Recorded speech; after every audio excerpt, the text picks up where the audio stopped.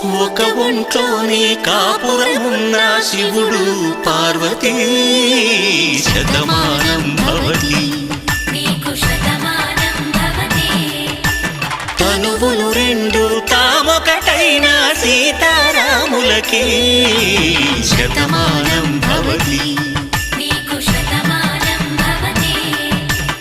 ఒక ఒంట్లోనే కాపురమున్న శివుడు పార్వతీ శతమానం భవతి తనువులు రెండు తామొకటైన సీతారాములకి శతమానం